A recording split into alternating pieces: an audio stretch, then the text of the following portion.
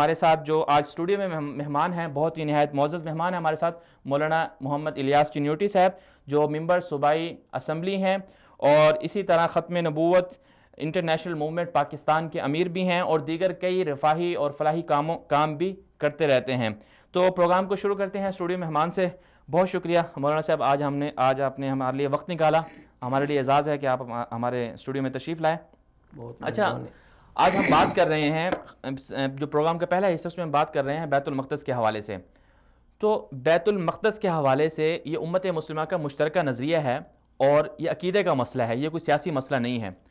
تو بیت المقدس کے حوالے سے 70 سالوں سے امت مسلمہ نے کیا کیا، اور پاکستان جو امت مسلمہ کی نظریں پاکستان پر لگتی ہیں، ایک کیا کہتے ہیں ایٹمی ملک ہے پاکستان، اس حوالے سے بھی پوری دنیا کے مسلمان پاکستان سے امیدیں لگاتے ہیں۔ تو آپ کیا سمجھتے ہیں کہ امت مسلمہ نے بیت المقدس کے لیے کیا کیا 70 سالوں میں، اور پاکستان نے کیسے اپنا کردار ادا کیا؟ بسم اللہ الرحمن الرحیم، الحمدللہ وحدہ والصلاة والسلام علی من لا نبی بعدہ، قال اللہ تبارک و تعالی سبحان الذی اسری بعبدہ لیلا من المسجد الحرام الی المسجد الاقصی الذی بارکنا حولہ الی آخرہ۔ وصال اردو ٹی وی کا میں شکر گزار ہوں، مجھے یہاں اپنے اسٹوڈیو میں آنے کی دعوت دی۔ مسئلہ یہ ہے کہ بیت المقدس، ہم اگر اس کو اپنی اسلامی تاریخی حوالے سے دیکھیں تو آج سے 1400 سال پہلے ہمارے نبی کریم صلی اللہ علیہ وسلم کو جو اسراء اور معراج کرایا گیا، تو اسراء جو تھا ہمارے نبی کریم صلی اللہ علیہ وسلم کا جو بیت اللہ شریف سے شروع ہوا اور بیت المقدس پر ختم ہوا، اس سفر کو اسراء کہتے ہیں۔ اور حضور علیہ السلام نے وہاں پڑاؤ کیا، اللہ تعالیٰ نے تمام انبیاء علیہ السلام کی ارواح سے عالم مثال میں ان سے ملاقات کروائی، اور حضور علیہ السلام نے ان کو نماز پڑھائی۔ اسی بیت المقدس سے حضور علیہ السلام کا وہ معراج کا سفر ہوا، جس کو عربی میں معراج کہا جاتا ہے۔ اور یہ حضور علیہ السلام کا بہت بڑا معجزہ ہے کہ اللہ رب العزت نے چند لمحات میں کروڑوں سالوں کا سفر اللہ رب العزت نے طے کروا دیا۔ تو ہمارے نبی کریم صلی اللہ علیہ وسلم کا وہ قبلہ رہا ہے، اس کو اول القبلتین کہا جاتا ہے۔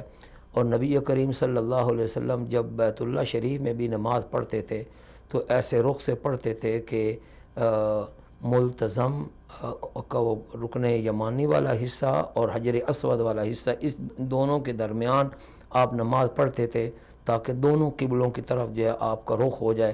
اگرچہ آپ کی یہ خواہش ہوتی تھی کہ ہمیں بیت اللہ شریف حضرت ابراہیم حضرت اسماعیل علیہ السلام کا بنایا وہ قبلہ، ادھر نماز پڑھنے کی اجازت مل جائے، لیکن بہرحال وہ انبیاء علیہ السلام کا بنایا ہوا اللہ کا گھر ہے، سلیمان علیہ السلام نے تعمیر کیا۔